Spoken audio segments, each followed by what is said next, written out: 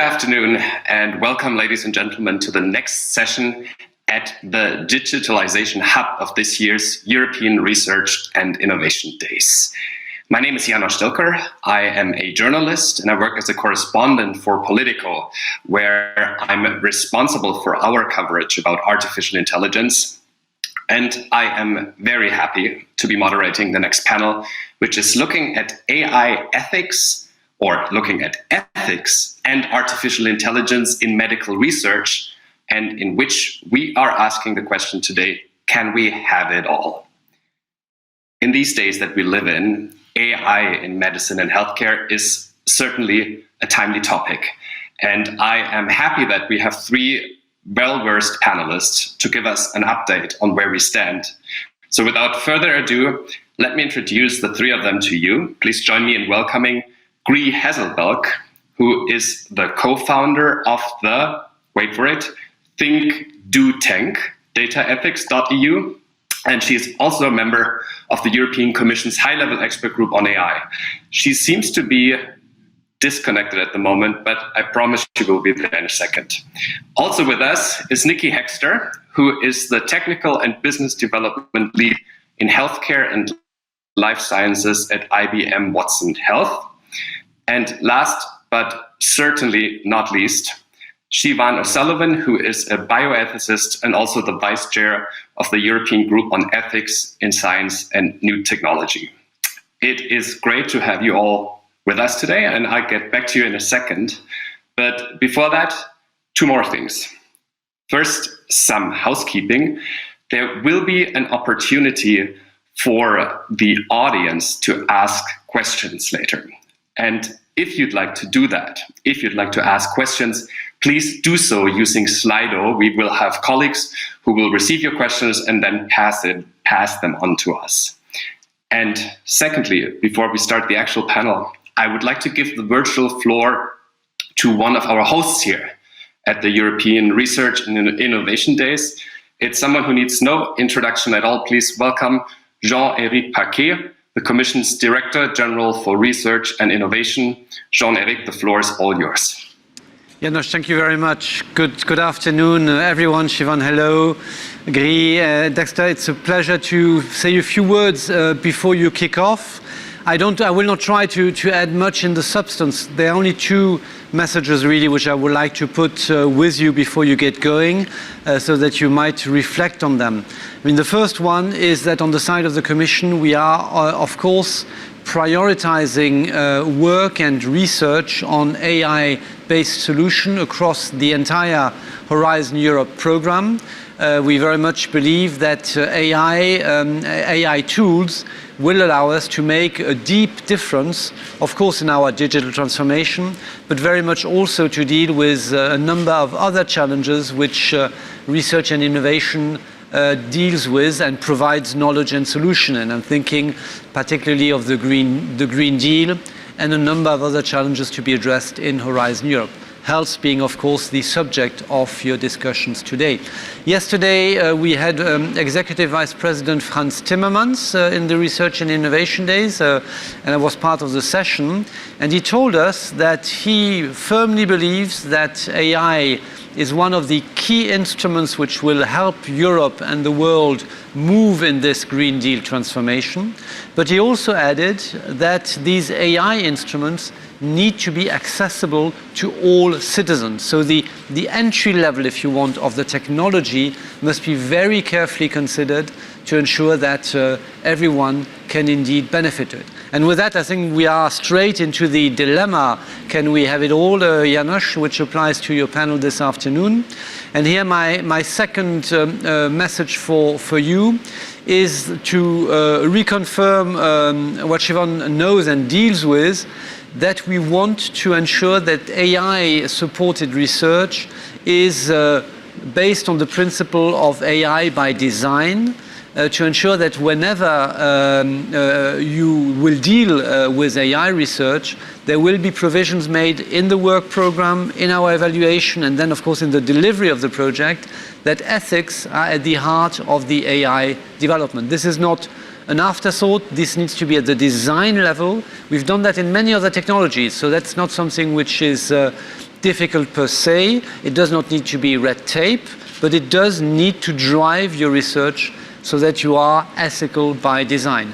So that's obviously particularly relevant in health AI applications, which are so many and which have been so critical in the COVID-19 response, including very much in Europe, where one of the obvious ethical challenges is going to be also equality in access to health and health outcomes. So these are all extremely important topics for the design of the program, and what you will debate this afternoon and what the audience and participants will want to put into the discussion will feed straight into our preparations. So we are very much looking forward to your discussions.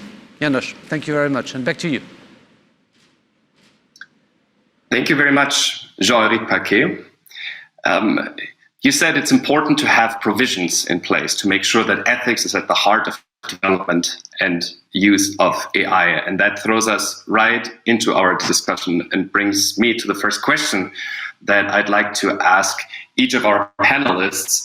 And we'll start with Gry, who is now connected, as it seems. We're more or less 6 months, a little more, into this global pandemic that none of us has lived through yet. New situation. What would you say, how helpful has AI proven so far in dealing with this pandemic? Where did it excel? Where did it disappoint? And maybe most importantly, how did Europe manage to uphold its high ethical standards for AI throughout that time? Great. Okay, thank you, János. Well, first, let me just say a few words about ethics, because I mean, ethics, most of us, we know this moral machine experiment. This is where there's an autonomous car that has to choose between hitting and killing either an elderly person or young person, or questions like this. And how is it then programmed to and trained to choose between who gets to live and die? Now, if we think about an AI software, for example, just like this, that has to perform a triage assessment of incoming patients during a COVID-19 crisis, then there's similar ethical choices and the implications are also similar. But this is just even more complex and real. So, for example, who gets a hospital bed and a respirator, based on what criteria? We could think of criteria just like, in addition to age, one could think of each patient's life chances based on their symptoms. Do they have a critical or non-critical function in society, and so forth. I mean, whose life is more important? So this is, of course, just an example of showing of how important ethical assessments they are and how complex they are, and they're anything but practical. But of course, we have to think of them because they're the foundation of the very programming of and you could say the technical enactment of our values. Now, let me like two snapshots, one for the COVID-19 crisis and one after. If you think about the COVID, the European AI agenda just before the at the end of 2019, we had this kind of the idea of trustworthy AI and our ethical key requirements that we developed in the high-level group, that we would be delivering on these. Member states, the EU, were kind of starting to present documents and strategies, as we've also heard about. This would be a priority. So if we then, just to count some of the principles or the key 7 requirements, the human agency, the technical robustness and safety, privacy and data governance, transparency, diversity, societal and environmental well-being and accountability. Now, if we then snapshot to after when in 2020, the COVID-19 crisis breaks out, we've seen this kind of immense digitalisation and AI boost in Europe, something we've never seen before, actually all over the world, of course.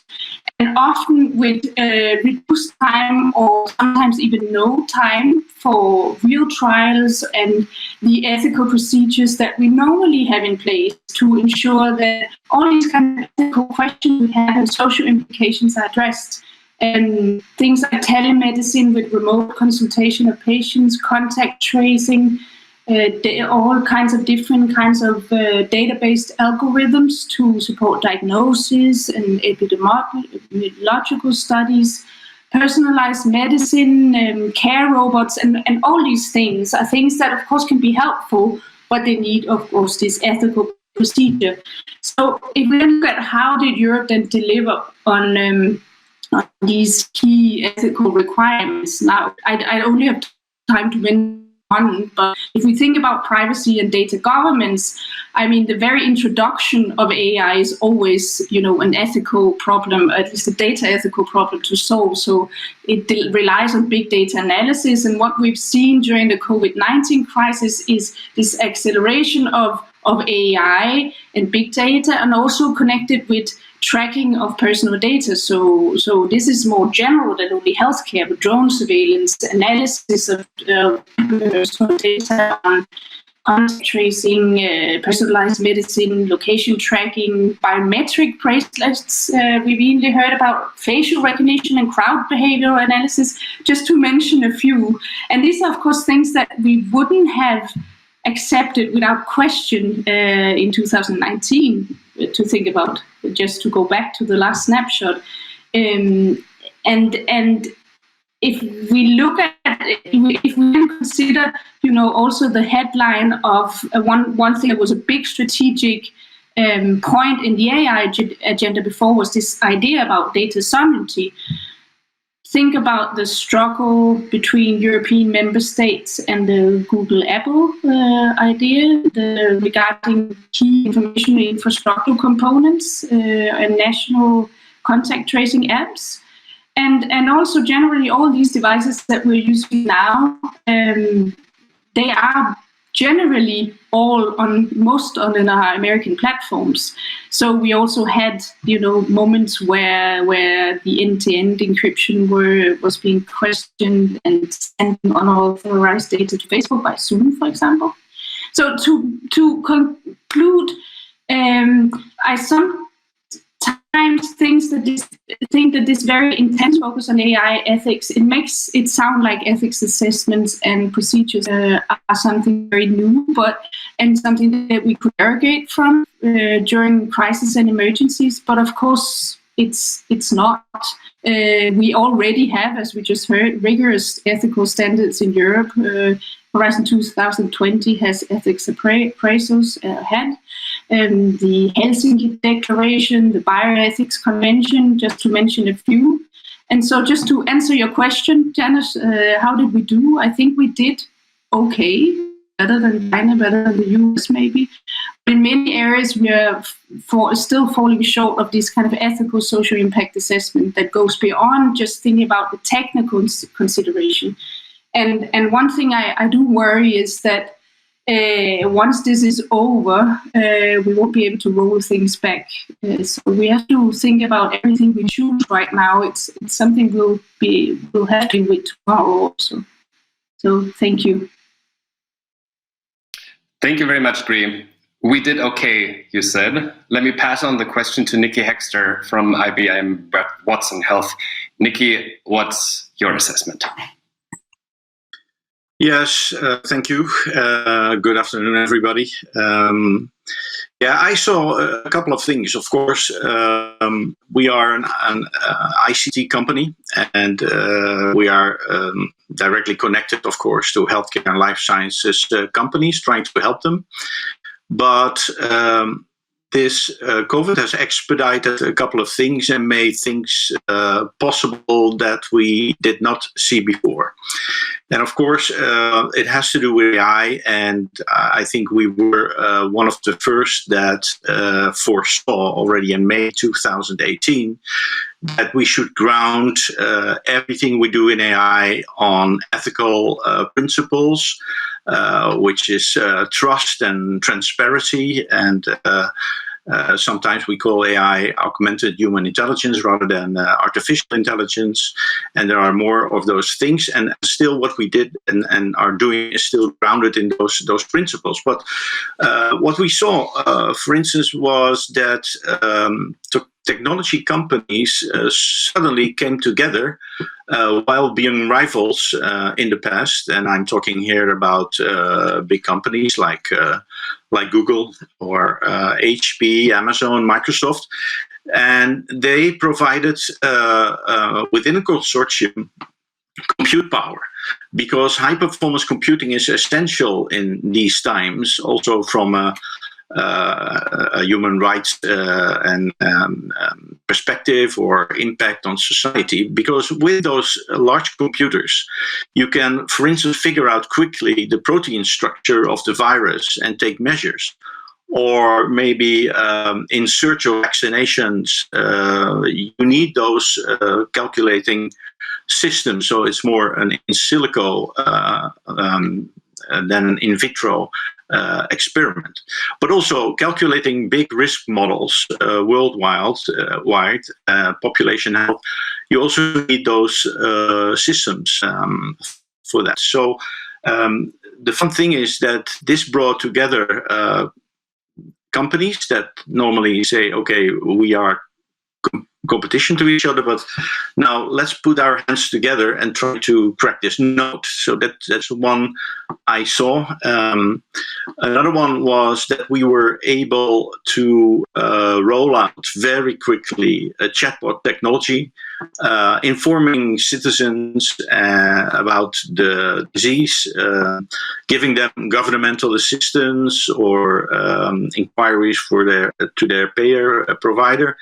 And this was great, and that's running now in 25 plus countries in different languages.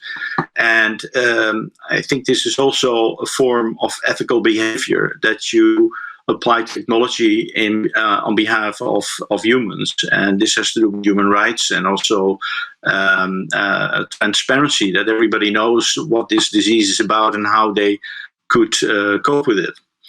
And another thing is that IBM was able to help organizations that do clinical trials, because suddenly the whole world is after vaccines and we need them desperately. But in order to do so, you need to organize this and manage this. And we have some products, and one of those products is for clinical development, and we provided this free of charge because we saw it's not ethical to ask a license fee for this, but we give it away for the time being to be able to find a vaccine as soon as possible. So this is a different angle maybe at ethics, not the ethical questions like to whom goes the ventilator or to whom goes the mouth masks. That's something else, but we provided the technology underneath that enables others, also of course healthcare institutes and labs, to do their thing, to go on with it and fight the pandemic. And those are three examples, and we have more. We provided databases, provided natural language processing technology to go quickly through the world literature on COVID and maybe on SARS to combine things, because doctors are not able to go through this ocean of data and read it all within a small amount of time. But ICT systems and AI, NLP, together with machine learning, can help in this respect.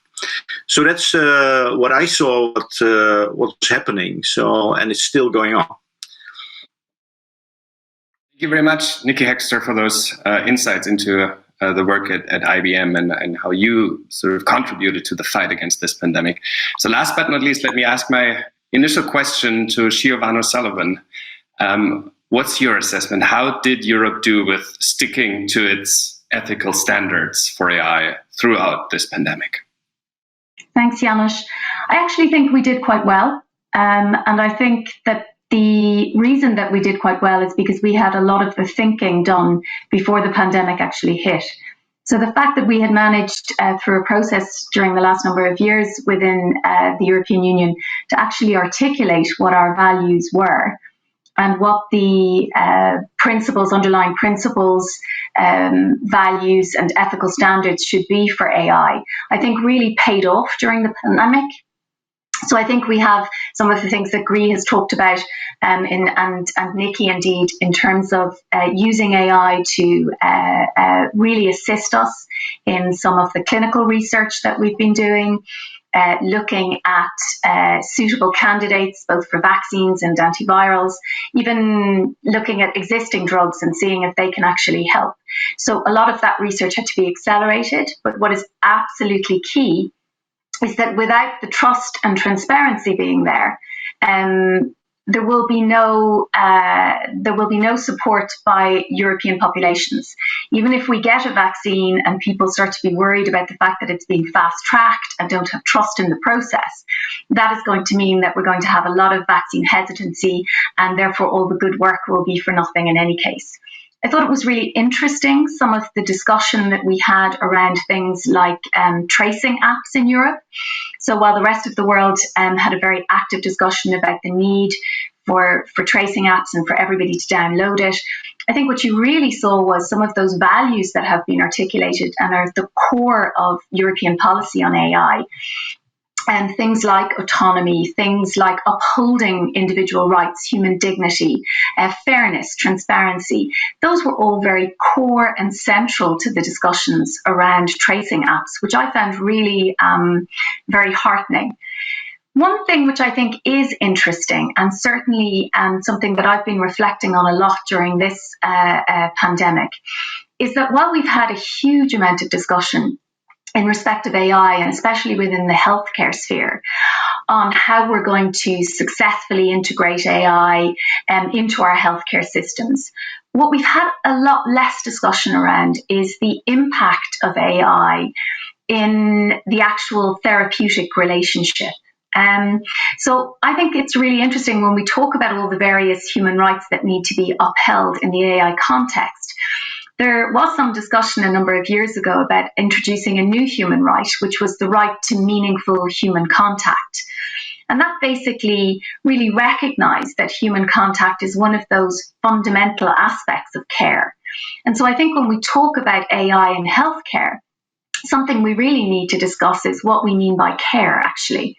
And I think that some of the distressing scenes and some of the moral distress, in fact, that doctors, patients and their families experienced during COVID-19 because of the need of treating patients with heavy PPE, being isolated from their caregivers, etc., that really was at the core of what we mean by health care. And it actually impacted on people's psychological and even physical well-being. So I think when we're talking about introducing AI in healthcare, and I think this was one of the interesting aspects of the last couple of months, I think we do need to do some further thinking around what we actually mean by responding to the needs of our patients. Do we understand the kind of enmeshed, reciprocal, interdependent relationships that patients and doctors have? And I think that that's perhaps something we have neglected heretofore.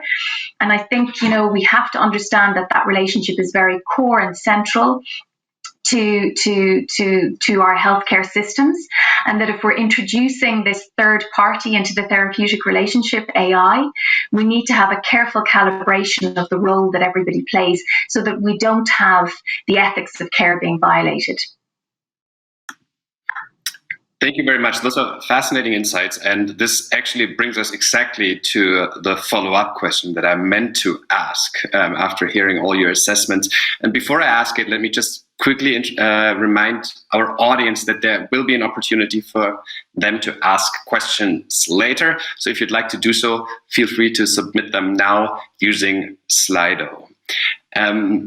Siobhan just said, without trust and transparency, there will be no support by the European population, which brings us to the question, now that we've talked and kind of established the status quo, what's next?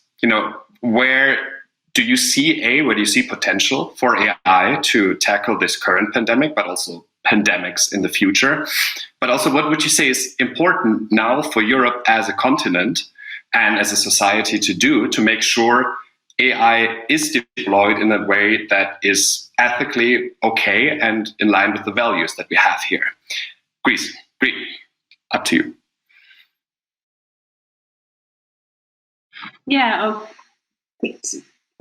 Yeah, well, I think that, as we've also just heard now, is the thing that we've been having a lot of discussions, and we've been negotiating into the core of what our values are in Europe, and what kind of values are challenged when we have the introduction of new big data technologies like an AI technology and these things. And so I think we came to a point now where also we got a very fast introduction in, when things get adopted.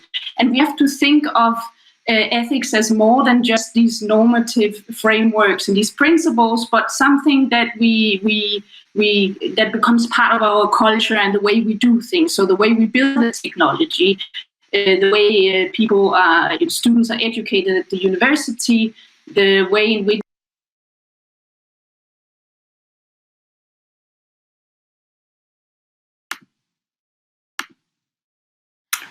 I believe we lost Gree. After something that looked quite spectacular to me. I don't know if it looked the same on your screens, but I'm sure she will be back soon. Let me pass on the question to you, Nikki.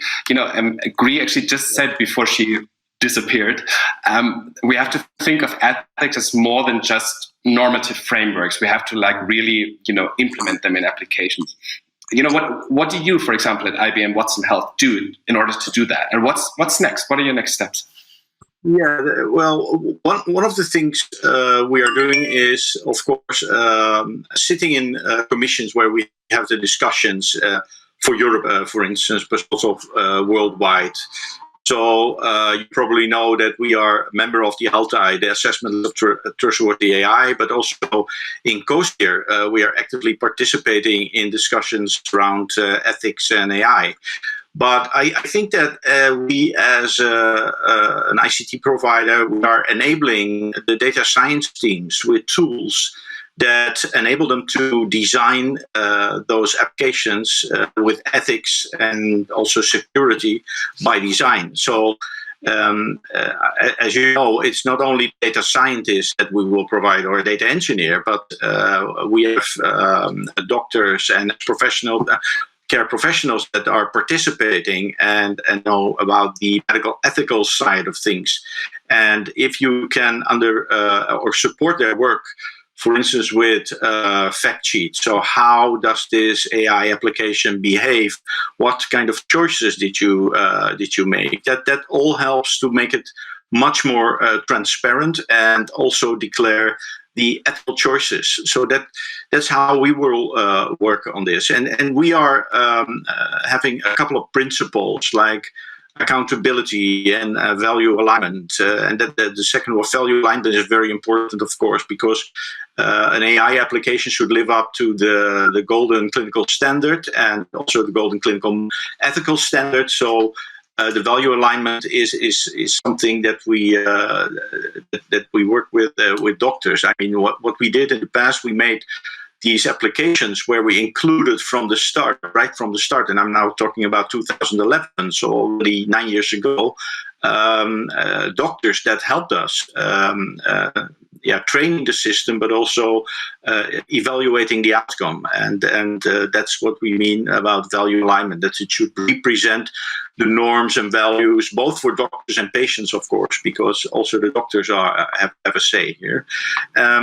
It should also be explainable. So we should keep on going, produce these AI tools with explainability in mind. So every thing should be transparent, and the system should not be a black box, of course. That's not an ethical way of dealing with data, but it should explain where do these data come from, how did you curate this data, and was there a bias or unintentional bias or intentional bias, that would also be the case in this data where you trained it on. So that you need to explain that by design. And it also applies to the fairness, of course. Bias and fairness are connected to each other. So it could be that, for instance, in cardiology, men and women are very different in behavior and symptoms. So maybe there an intentional bias is a good thing to do. But for other applications, of course, you need to check upon the fairness and how it ethically is grounded in the AI application. So, and last but not least, also an ethical point in design is the user data rights. Of course, we have the GDPR in Europe. So the data, either coming from patients or maybe from unlicensed or licensed sources, they should have the capability of being destroyed or being used only for a limited amount of time. So there is a right here for all the stakeholders. And that's also one of the things we observe deeply. So all these principles amount to ethical use, I think, of an AI development. And again, a development team is not only a data scientist or data engineer, but also an ethical person, maybe some people that have their knowledge in legal affairs, behavioral science. All these people need to come together and discuss the ethical behavior of an application. Thank you, Nikki. And I hear we have Gry back with us, Gry Hesselbalch. So let's go back to you, Gry. You disappeared shortly after you said that we have to think of ethics as more than just normative frameworks, and we have to actually, put flesh to the bones. Those are my words, but I think that was the message. So, continue from then on. Yes, thank you, and I'm sorry for the little glitch. I last now I moved position now. So yes, exactly what I'm saying is that we've had a moment of negotiation now, and that's very important to understand how ethical principles and the fundamental values that we actually already know and have agreed upon that are part of the fundamental rights framework, and how they apply in this kind of different space and reality that we're in, where AI starts being part of decision making and being an extra decision-making layer of a lot of the different sectors and areas and things we do. So we have to. So now we have to move on and start thinking, how can we get this incorporated in our everyday life? So I was mentioning universities that need to have, as part of university courses, for example, in engineering, you have to think about ethics. You'll have different disciplines working together. You have to have a culture in public institutions where when you employ, for example, or want to employ or procure an AI agent or software, you will actually ask and require some of these trustworthy AI principles and requirements that we were talking about before. That we won't just consider now, let's employ AI in whatever sector we have and consider it as an opportunity just per se. So I think that one of the key things is, like, when we get in situations like the COVID-19 crisis, even though there's all the external environmental on adopting some of these things and these new technologies that can indeed provide us with a lot of great opportunities, there's always this extra layer of ethics assessment and procedure that we have been really good at in other connections and in research in general, that just has to be applied and has to be incorporated in this kind of new, that we think is new, technological reality, but actually it's just an extension of whatever we've done before. So I think, just like what's been said by the other speakers before, we have the principles, we have the framework, and now it's just time to try to implement it in whatever we do and to make an ethical culture, an ethical technological culture, we could almost call it. Thank you, Gry. And this, I think, is a great transition over to Siobhan. And let me ask you the question that I asked the other two as well. What is it we, as a continent, Europe, need to do at the moment in order to make sure that, you know, the way we deploy AI to fight pandemics and in other medical contexts is okay with our values here? Yeah, I suppose I very much agree with Guy, and it strikes me that Jean-Luc's opening comments about the fact that, you know, we talk about ethics by design. That is something that, in fact, Europe has been doing for the last 10 years, not just in technologies like AI, but more broadly in the research and innovation agenda. So it's very much a case of allowing values to lead innovation rather than innovation simply then trying to find an application irrespective of the values. So I think that we've done reasonably well in trying to embed that in terms of funding, because I think it starts right up at the funding level. We make a decision as European citizens about what to fund. And I think right the way through the entire life cycle of innovation and out into application. So I think, as we say, we have our fundamental values, and they are attached to our Charter of Fundamental Rights. So I think what we really require now is some form of governance framework that optimizes the chances that we can stimulate innovation in AI that contributes to human health, whilst minimizing the kind of applications that have negative consequences. And Nikki has touched on a couple of those, like potential discrimination or social justice issues, as Jean-Luc said, to make sure that everybody can actually access the benefits of this technology. So personally, I think that human rights is actually a really good governance tool in two respects, mainly that they exert both legal and moral force. And I think a human rights-based approach to actually governing AI, now that we're trying to roll it out in our healthcare systems, offers the advantage of an internationally agreed set of normative commitments, which is based in these shared common European values that we have. It's expressed in a shared language. It's underpinned by legal mechanisms for accountability and redress. And I think that's very important. I also think human rights have the advantage of extending into the private sector. We know that the UN Guiding Principles on Business and Human Rights recognizes the responsibility of corporations, also as well as governments, to respect human rights and to mitigate and remedy rights infringements. So I think there is really considerable value in using human rights frameworks, human rights law, to actually evaluate and address the sort of complex impacts that AI is going to have on healthcare. That is fascinating. And we actually have, we only have time for one question from the audience. And I think this is a question that is very much one that, I would pass on to you, Siobhan, as well. Since you are the ethicist, Sarah from the audience is asking, what role should companies like Google and Apple have in driving AI policies at the governance level? And maybe I could ask sort of like about your assessment as well. How ethical have those companies been throughout the pandemic?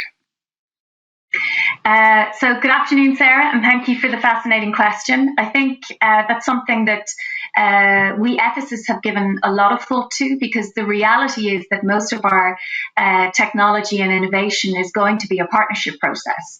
It's going to be a public-private partnership, and therefore there needs to be trust and a common understanding between those two partners of what the values are that need to drive that process.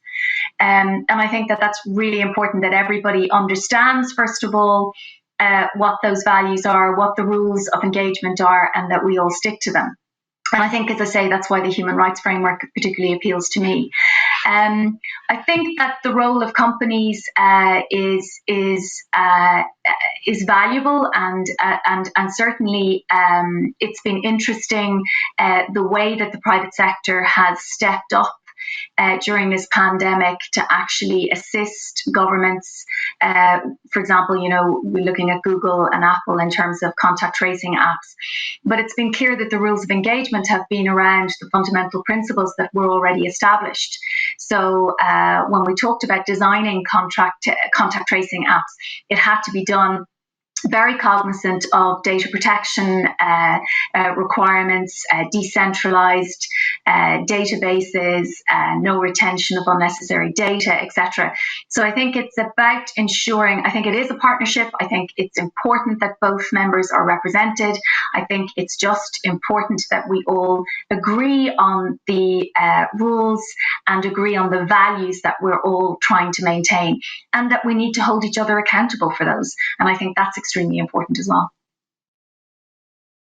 Thank you, Siobhan. We would have like a minute for each of you, Nikki and Gry, if you'd like to comment as well. But please make it a minute because we are running out of time.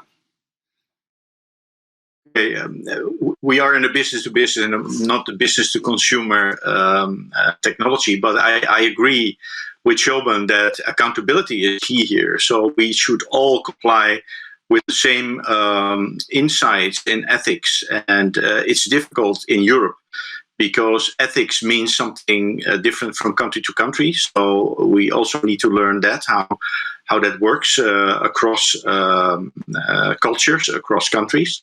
But I think in the end, accountability and the fairness and inclusiveness, all those things are, I think, of a generic, are really generic. So, and that's where we need to come together. So we have service and technology providers on the one hand, and we have governments and patients and hospitals on the other hand. And we all need to, this healthcare ecosystem, what it really is, needs to come together to discuss this and design this. So that's what we also do here at IBM. And now Gry, and we're all keeping our fingers crossed for the connection.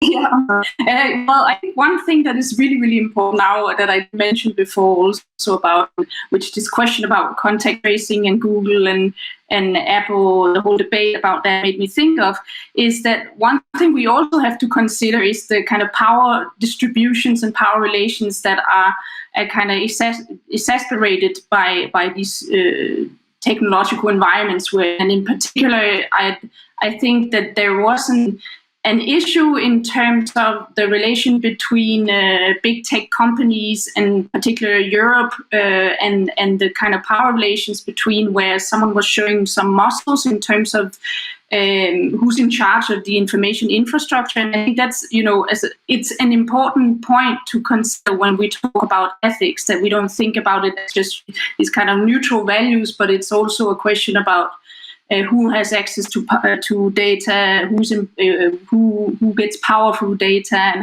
who's empowered and who's not. So that's kind of my 1 minute last point on this. And the connection works. So that was just a perfect sort of like ending to this panel.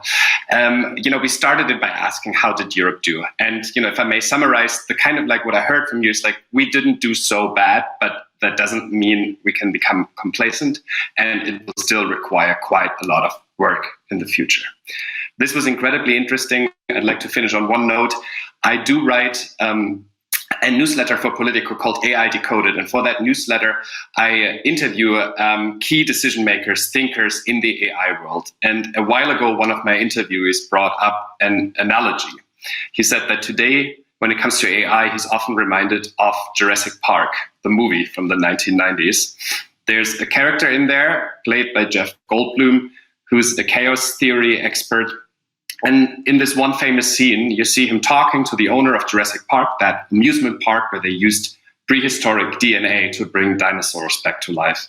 And then that character says something. He tells the owner of the park, your scientists were so preoccupied with whether or not they could do it, create those dinosaurs, that they didn't stop to think if they should.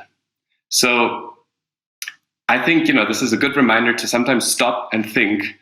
This is what we did today. My sincerest thank you to all the participants of the panel for what turned out to be an incredibly insightful discussion. And thank you also to the audience for your interest and for your time. And be safe.